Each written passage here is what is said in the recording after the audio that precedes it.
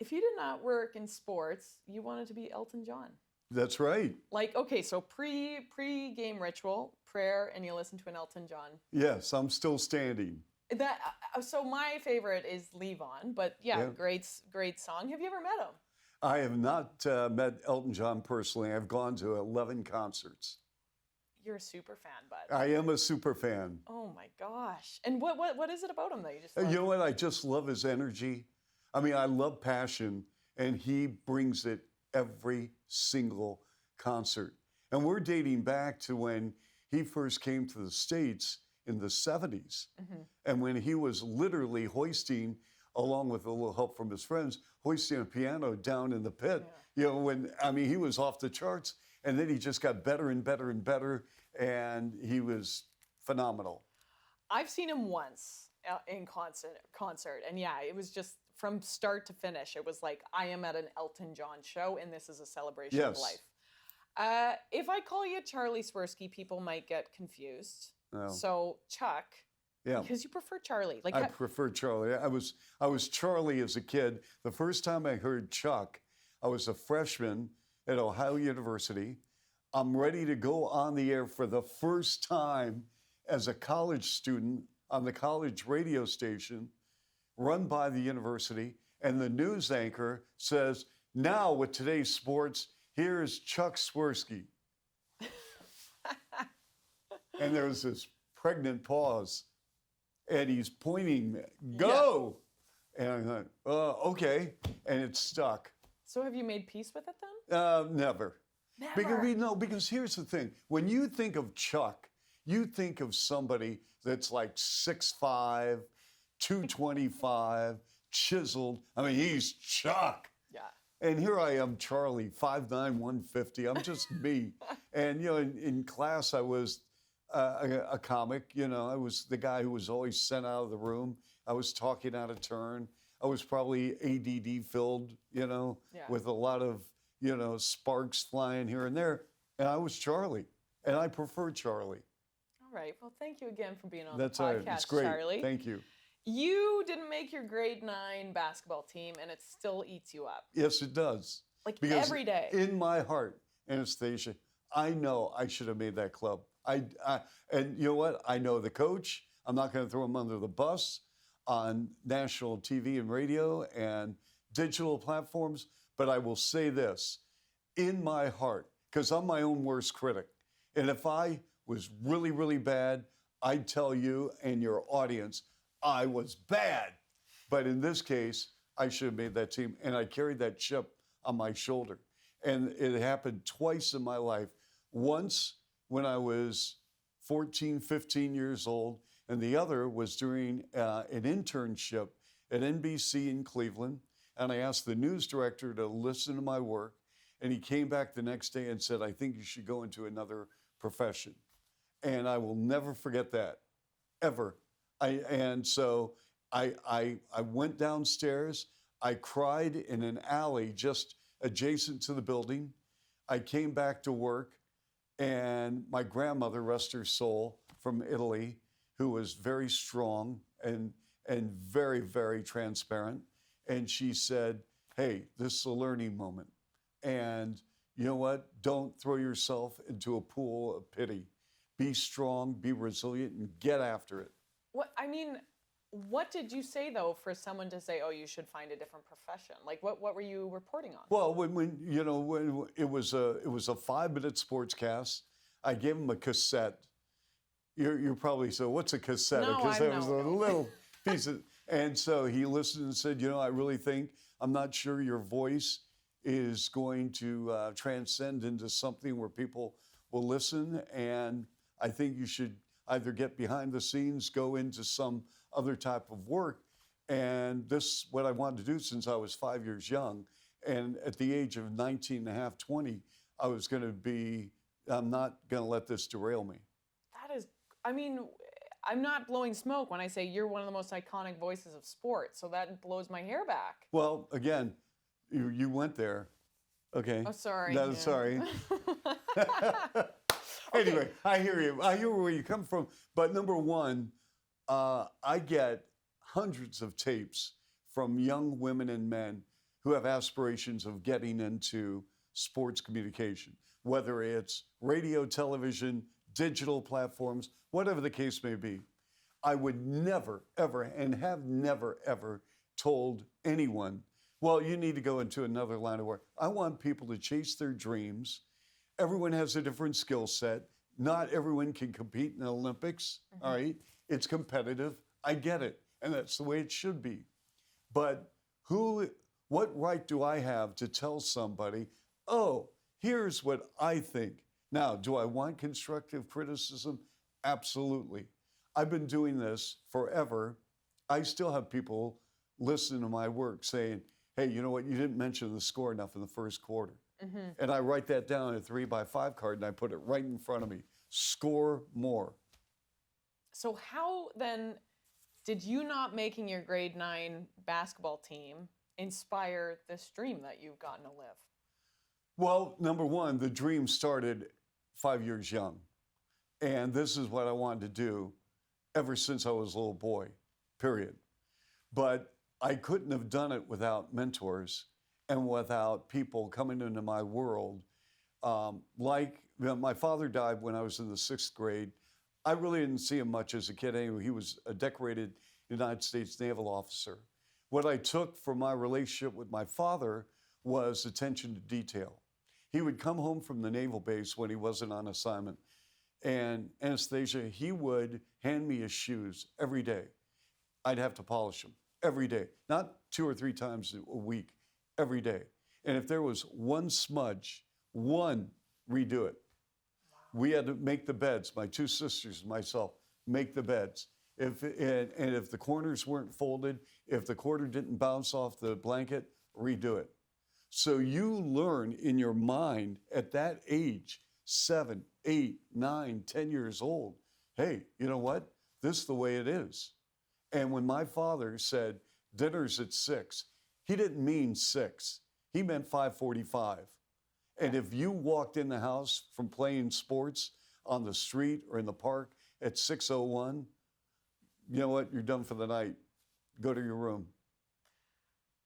So then the natural kind of evolution is that you got your first job at 14. I got my job at 14 on KFKF radio. That wouldn't fly in 2023. Like, No, how do you hire a 14-year-old? You hire a 14-year-old because I was persistent, probably a bit impetuous, and the sports director was really kind. And what happened is I was keeping stats at 12 years old. My mom would drop me off at a local high school for the game of the week, and I would keep stats. I had a little binder, and I was keeping stats, you know, and all of a sudden, during a basketball game, I'll never forget this. It was Mercer Island at Interlake, and halftime, I gave the stats to the announcer so he could read, and he goes, Charlie, I'll tell you what we're going to do. You take over halftime.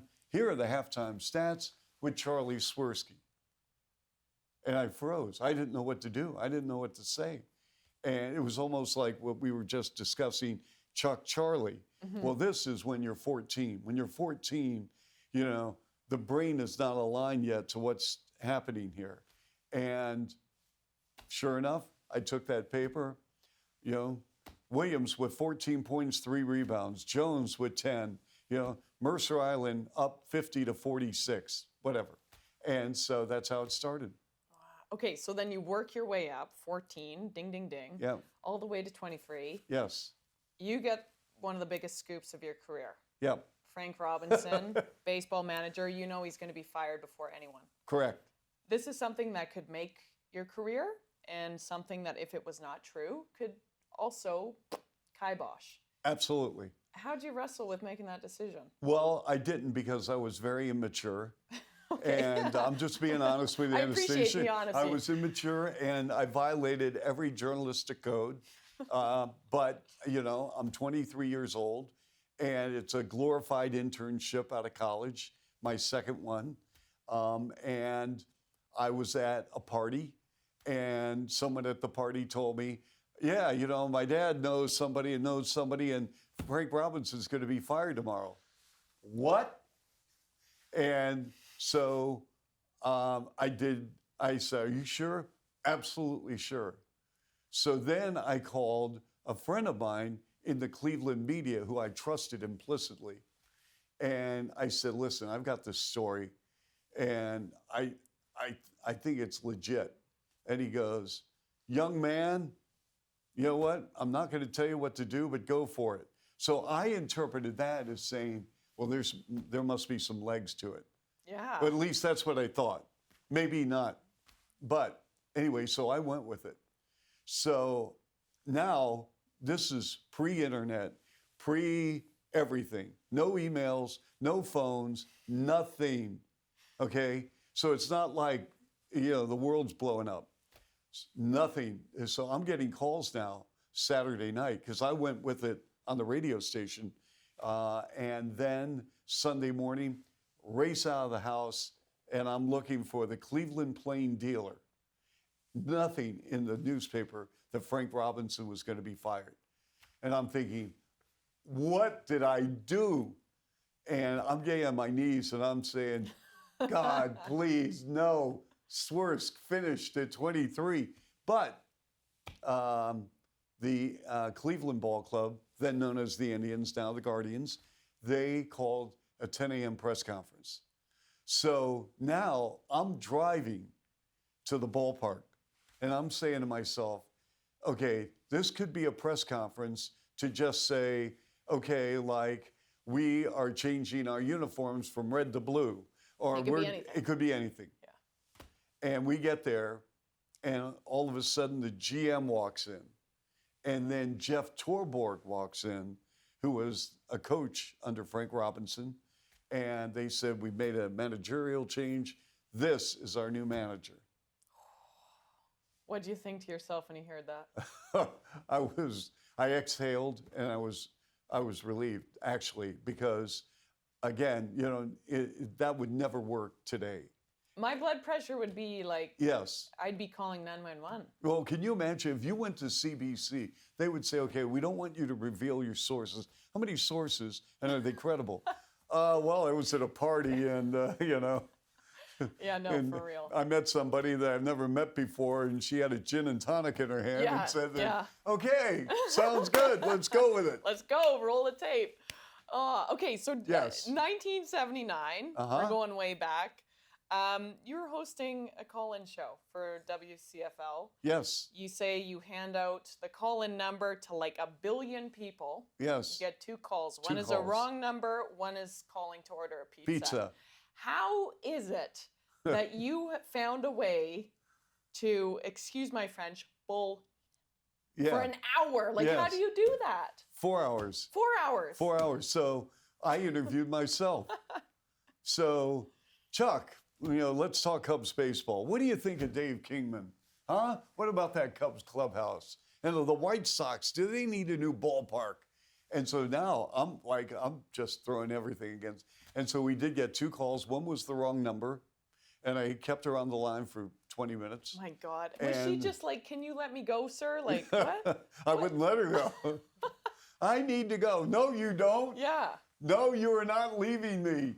And then the other was pizza. And that's how I became educated on deep dish pizza. I didn't know what deep dish pizza was. And so, they said, hey, I'm here. Can you step it up as 18-inch pizza? I said, 18-inch pizza? Yeah. And is it deep dish? I said, what's deep dish? Who is this? They knew that you weren't from Chicago right then and there. You've been really candid about how critical of yourself you are, though. And you're very honest and, you're a perfectionist. I'm going to read. I am my own worst critic. I beat myself up after a bad game. I am a perfectionist. Where does that come from? Like, who are you afraid of disappointing? Well, I'm afraid of disappointing myself and listeners or viewers. I to this day, I think the thing that really drives me more than anything else, Anastasia, is insecurities. Because there are a lot of times I look in the mirror and I don't like what I see.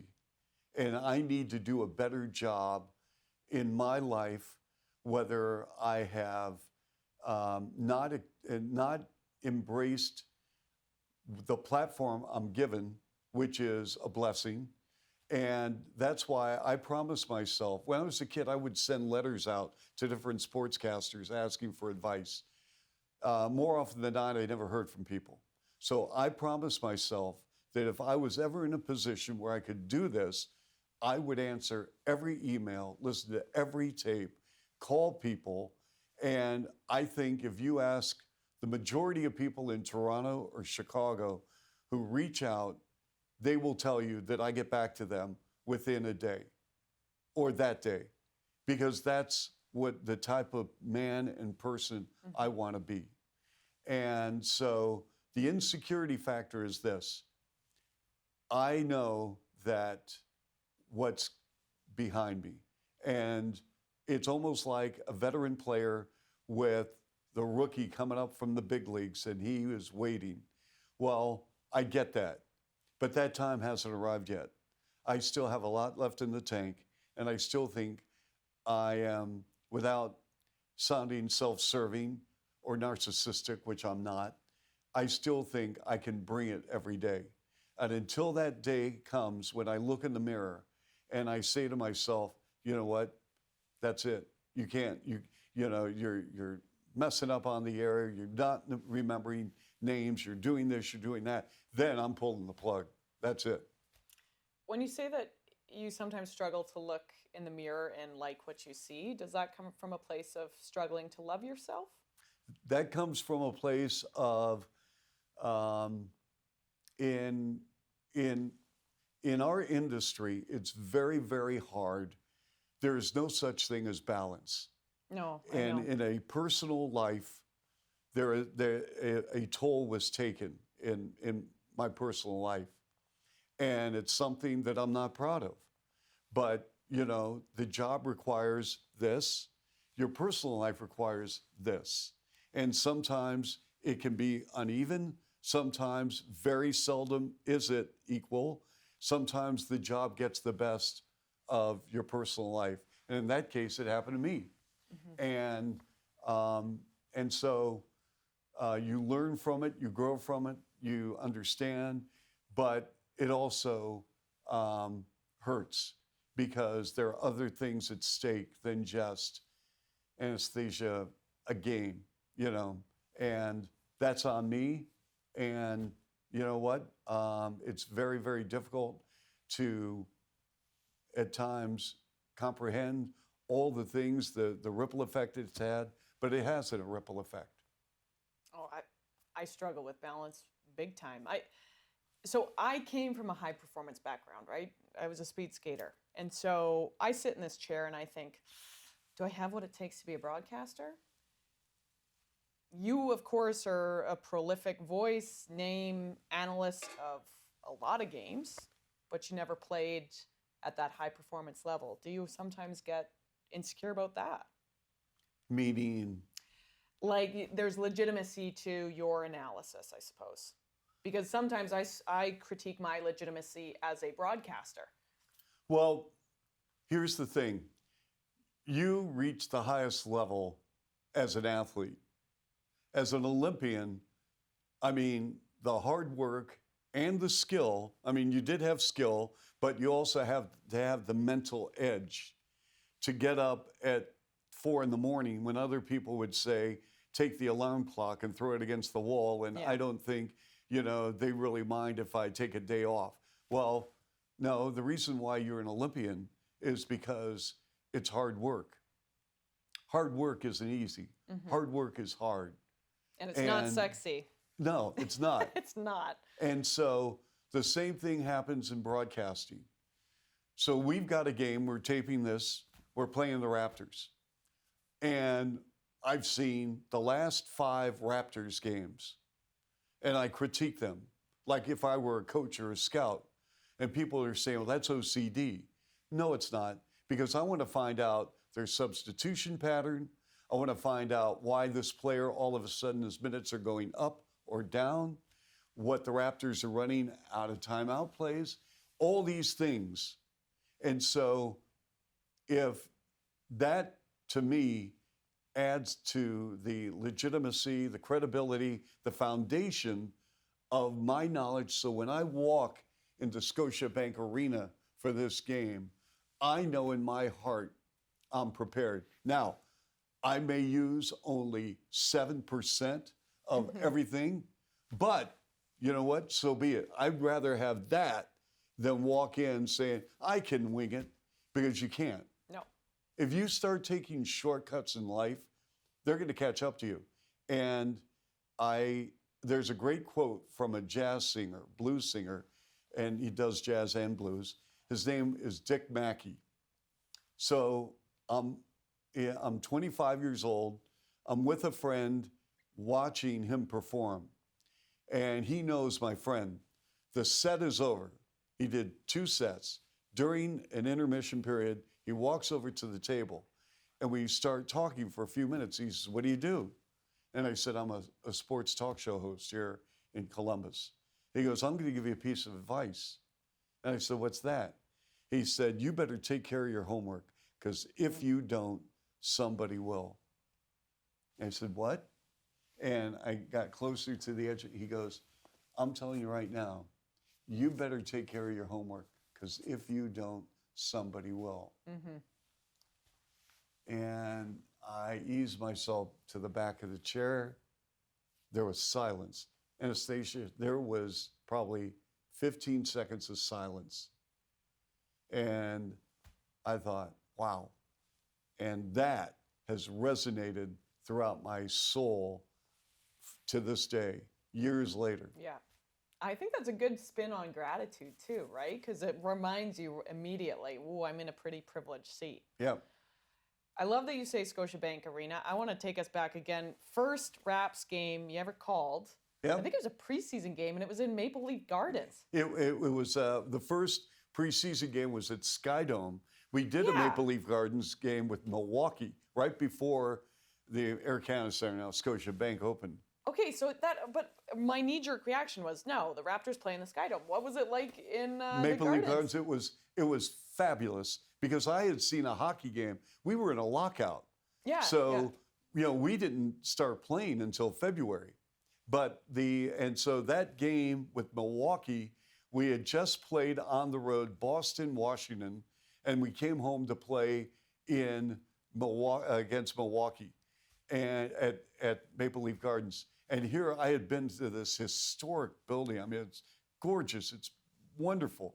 And I'm thinking, how cool is this to do a basketball game at Maple Leaf Gardens? And the game itself wasn't good for the Raps. Milwaukee won. Yeah. But, I mean, to be a part of that was great. And then to be a part of the first game I ever played at, ACC or Scotiabank now against the Vancouver Grizzlies. Because the night before, the Maple Leafs had played the Montreal Canadiens in the first game ever played in that building.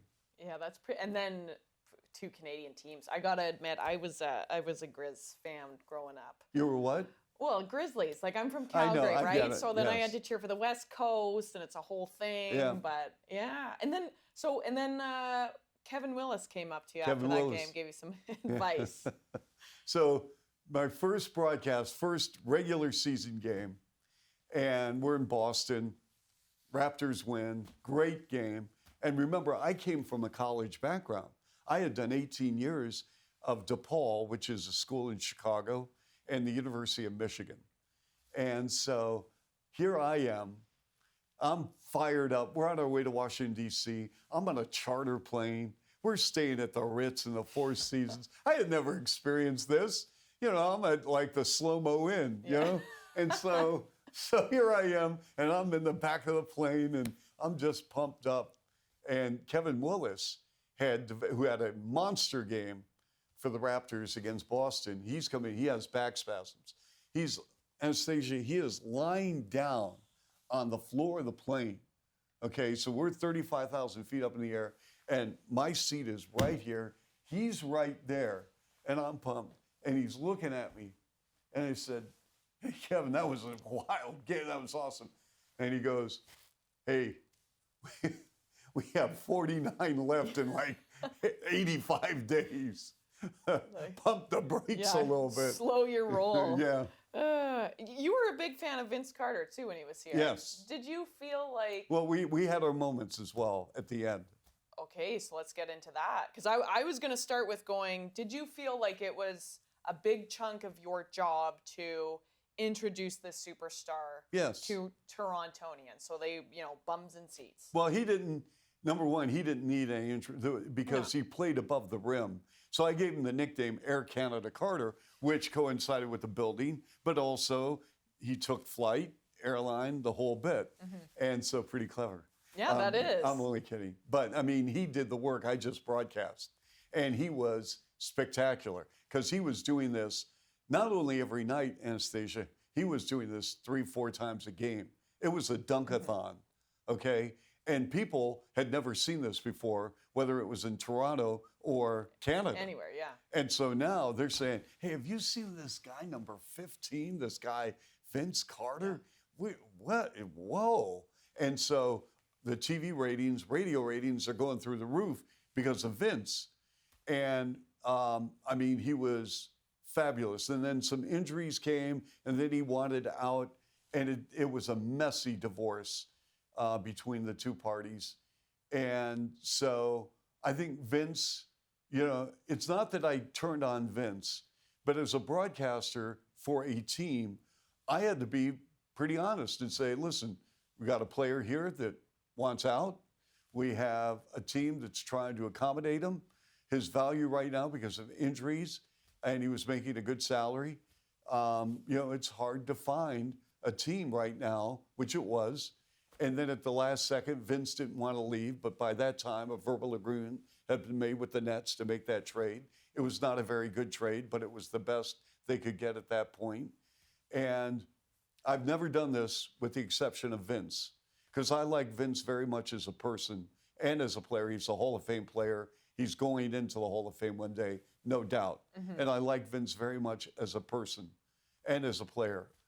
But I let my own personal feelings cross that line into professional waters, and I should not have. So I wrote him a letter. I wrote him a letter when he was with the Dallas Mavericks. I put it in his stall, and basically it was just, hey, you know what? I apologize, because it was really hard watching him play so well with the Nets, especially against the Raptors. Yeah. And, it was because he was the face of this country, and he influenced basketball on so many levels, both for young boys and young girls who wanted to get a jump start. And if you look at how many, we have 23 Canadians now in the NBA, 23, Anastasia. And in large part because while maybe they didn't see, for a rookie coming in at the age of 20, they never saw Vince play with the Raptors. But I'll tell you who did see, their parents saw Vince play for the Raptors, or a player, Tristan Thompson, Corey Joseph, Kelly Olynyk can say, Vince Carter, DeMar DeRozan of the Bulls. Yeah. He saw Vince play, and he knows the history of Vince Carter with the Raptors. So that's my Vince Carter moment. Did he reply to the letter? Indirectly, kind of, sort of. I think he felt, but, I mean, it wasn't so much I'm expecting him to respond as much as from a human element standpoint, it was almost therapeutic for me to write that letter. I had to write a letter. I had to release all the angst that was in my heart to ask myself for forgiveness because of my broadcast professionalism was jaded because of how I felt about him leaving and wanting to leave and how it just imploded at the end. But you being honest with yourself, I think, makes you a better journalist. You know what I mean? Like, Well, we've all met journalists where it's like, come on, guys, you got an axe to grind with this kid. Well, you know what? It was never, I mean, I liked Vince very much as a person, and I loved him as a player, especially, I mean, he reinvented himself. And with all the injuries coming his way, if you look at his last year plus with the Raptors, I was concerned whether or not he was going to get 10 years in the league. He had a bevy of injuries. But to his credit, he got his body right, and he played, 22 years? I mean, that's amazing. I know. I Googled it, and I couldn't even comprehend it, just the longevity of his career. Let's pivot to Kobe Bryant. Okay. You watched him score 81 against Toronto. I did. He hit everything. Yeah. What was that like to see in the flesh? Like, what was he just doing that no one else was doing? Well, with Kobe, interesting story. When I was at the University of Michigan broadcasting their games, a former Michigan player who was attending law school, Rob Pelinka, later became Kobe's agent and is now the GM of the Lakers. But he was my broadcast partner. So the Raptors go into LA. It's a Sunday night, 6 o'clock tip. Raptors, not a very good team. Lakers, an above average team. Nothing really spectacular about that club, except on this Sunday, the Raptors led by 18 points, late second, early third quarter. And all of a sudden, bam, Kobe steals a pass, goes midcourt, goes to the rim, dunks it, crowd going crazy. And Kobe, who had a really good first half, feels the moment. He is seizing this opportunity. And he put 19,000 plus at Staples and the Lakers franchise on his back. The Raptors threw everyone at him that particular game. Anastasia, if you see that game, whether it was Chris Bosh, Matt Bonner, Mike James, Mo Peterson, Jalen Rose, didn't matter. Kobe was on a mission. He scored 81 points. So the next time we came to Staples, the following season we're at Staples, and I asked Rob if I could interview him for the pregame. Rob said, absolutely. Now, the Lakers didn't really make Kobe available for pregame, but because my association with Rob, I was able to get him.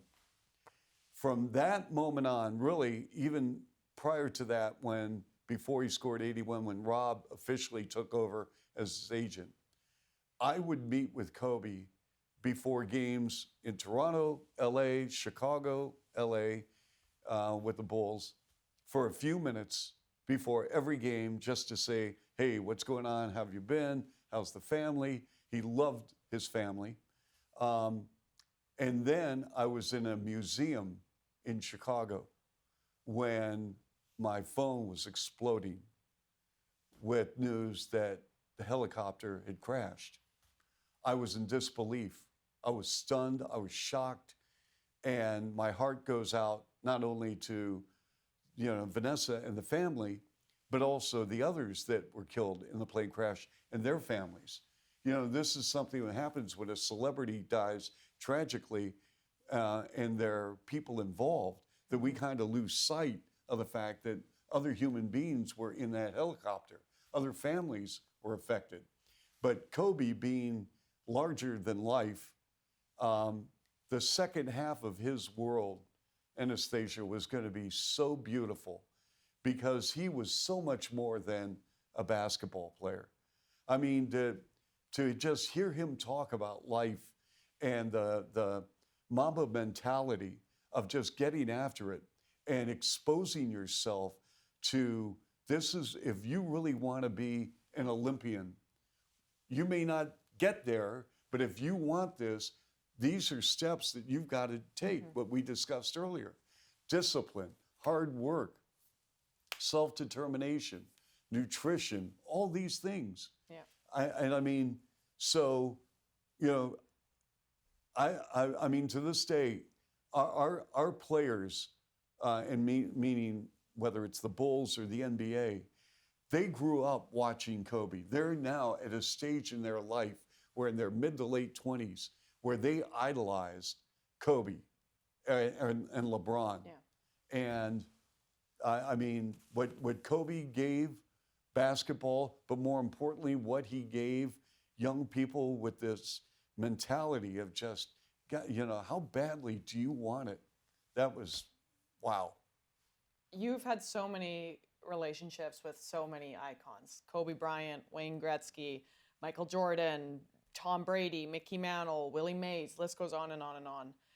What do you think the single most unifying characteristics of those folks had in common? Heart. It's always about the heart. Because there are going to be athletes that are bigger, stronger, whatever, and I get that. There are going to be athletes that are late bloomers. There are going to be athletes that come onto the scene and have a great run, then all of a sudden an injury takes them out of their world, and all of a sudden they find themselves on a different planet than what they were accustomed to, and they have to fight and scratch and get back to the point where I can at least look in the mirror and enjoy the benefits of still playing. We had a guy in Chicago, Derrick Rose, youngest MVP, Anastasia, at 22 years old, MVP of the league. Everyone's loving him, shoe deals, commercials. Then all of a sudden, a year later, playoff game 1, opening round, Philadelphia, less than 2 minutes to go in the game. Bulls up by 12. He throws a jump pass, crumples to the floor, ACL. Boom, just like that. Yeah. Missed the whole year. Comes back after all this work, playing Portland. All of a sudden, goes down again, MCL, other knee. And he's never been the same player. He's still in the league because he loves it, but we will never see that Derrick Rose of 2011 again. So, but to his credit, he loves the sport so much that he pays the price to say, okay, I'm not the Derrick Rose back then, but you know what? I can be the Derrick Rose of today. And how does that happen? It happens because the heart. Yeah, that's a great, you know what? As an athlete, you can question almost anything about me. You can question my intelligence, but as soon as you question my heart, I am not a violent person, but I'm like, let's go. That is the biggest insult that anyone could ever throw my way, or I think any athlete's way. Yep. That is a brilliant, brilliant, brilliant answer. Okay, I'm going to let you go real quick. My producer's son, who's also a friend, Joe, he goes, I need you to expand upon onions, baby onions. Okay. And get out the salami and cheese. When something's good, you just start rattling off and I left the salami and cheese in Toronto. I did not bring it to Chicago because that's out of respect for Canada. So I got a letter, and it was a letter, no email, and it was from a guy, and he said, listen, I watched the games, I'm into the Raps, the whole bit, and, I get so worked up, I can't eat. So, when the Raptors are winning, can you kind of just say, hey, this game, is great? And he goes, I love sandwiches, I love salami and cheese. So I read this letter and thought, okay. So we get this, the Raptors are up by 8 points with about 22 seconds to go. And all of a sudden I say, get out the salami and cheese, mama. This ball game is over. And our producer in the truck, Dan Gladman, hits the button. And again, the viewing audience can't hear the dialogue that goes on, the exchange between myself and the truck, because we have a mute button, which, the audience can't hear. So he goes, Chuck, are you okay? And I hit the button, and I said, Dan, it's good. He goes, what, salami and what? And so after the game, I said, here's what he goes, wow. Well, the switchboard blew up. They loved it. They loved it. And so that was the onions, baby onions. So Bill Raftery, who works at CBS, he came up, actually it was a term from Ray Meyer at DePaul about onions, onions. And so so I just took it to another level. So when a guy hits a big shot, onions, baby onions. But I don't understand. I've always interpreted that onions make you cry, but it's a good thing. No, well, this is a G-rated show. Well, PG-13. PG-13. Let's just say that when a player steps up, he is the man. Yeah. Okay, I'm getting a visual. Should we end this podcast with just an argument? Let's start an argument. What's your all-time starting five for the Raptors? My all-time starting, well, you got to have Vince, and you have to have DeMar, and you have to have Lowry, and you have to have Bosh. And I would say probably I'm going with Damon Stoudemire. No Kawhi. No, you know what? Kawhi Leonard, okay, you want to get in an argument? I'll give you an argument. Number one, I think Kawhi Leonard brought the Raptors a championship. He had that, okay, I get it. I also think, this is just my opinion, that I think DeMar DeRozan would have brought the Raptors a championship. That's just my opinion. So you can't go wrong with either one. But I think Kawhi Leonard, it will always be considered a San Antonio Spur and not a Raptor and not a Clipper. There we have it. I'm going to clip that. We're going to put it on Twitter and get the folks talking. There you go. Thank you so much for your time. Hey, this Honestly, is great. I know you're running to a game in like 10 seconds, so I just appreciate you, Chuck. No, this is awesome. Yeah. It's not every day I get a chance to meet an Olympian, so thank you. Congratulations. Hey, I'm a D-lister. There's no medals here. No. I mean, to be an Olympian, it's pretty impressive. Thank you, Charlie. I appreciate your time. My pleasure.